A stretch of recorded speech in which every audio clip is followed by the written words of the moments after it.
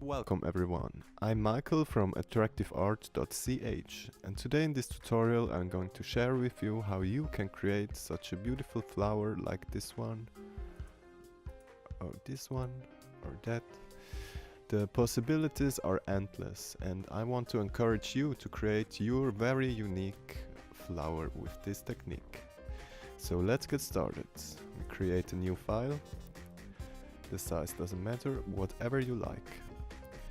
Now we're going to start with a simple shape. You can choose whatever you wish. Be creative. You can use a polygon, a star, a circle, whatever you want.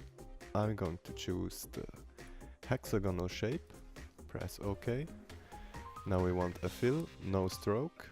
And the fill should be a gradient, a circular gradient. Now we're going to make this bigger. Press Option Shift, expand. Now we want a second one, a smaller one. Press Command C, Command F to create a duplicate. Again, Option Shift and drag it to the center. Right, now we choose the outer hexagon and change it by applying some effects. We want to use Distort and Transform, then Pucker and Bloat. Press Preview so you can see what it's doing. We want to go to this side and create this petal. Right, press OK. Now, very important, always expand the appearance. Now we want to apply a second effect. Go again to Distort and Transform, press Zigzag, Preview, and here you can change the number of ridges, and we want smooth ridges to create this wave shape form. You can change the size. I think this looks good. Press OK. Now we want to use the blend tool. You can press here on the symbol, or you just press W. Now click on the center, the hexagon, and then click on the outer form we just created. Now you see it starts to blend, but we want more segments, so we double click on the blend symbol. Go to specified steps, press preview so you can see what it does, and create more and more segments, as much as you like. Then press OK. Now we want to expand the appearance again and expand a second time with gradient mesh, so we can separate all the segments. Now press on it again, right click and ungroup, so that we can apply another effect on each segment individually. Now we go to Effect, Stylize, Feather. Press OK. This style effect really makes the difference because it smoothens the edges and makes the shape, the design look much more organic. This looks beautiful. Now we create another effect, the drop shadow effect.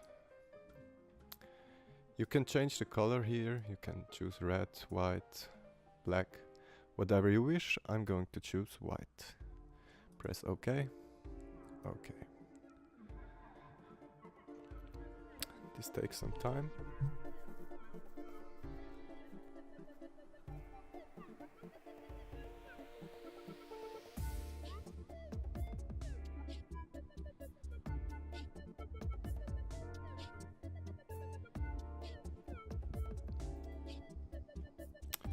Alright, now we created our basic flower shape.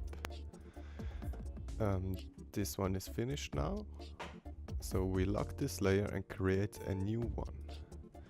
On this layer we want to add a rectangle over the whole canvas.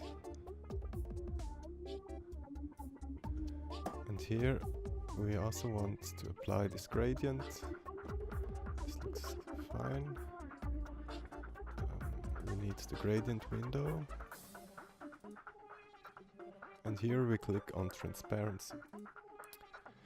You can play with these different effects, choose whatever you wish. But first I want to choose the difference, transparency gradient effect. You can see now that the shape, in comparison to previously, it looks like it's popping out of the canvas, and here it looks more like it's going inward and has depth. Alright, but this obviously isn't finished yet. You want to create another layer, again with the rectangle over the whole canvas, and choose again a transparency effect. Now we choose the color burn effect. Now you see it looks very similar to the other designs I created.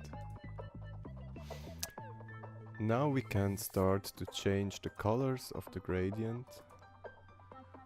You can add a blue color. You can even add a second color.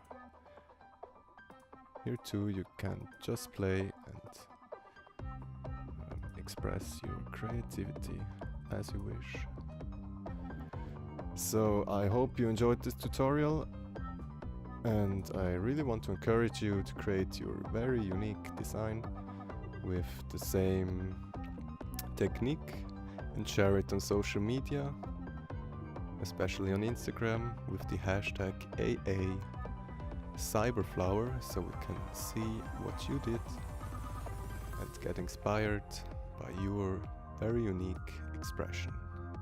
Have a nice creative unfolding.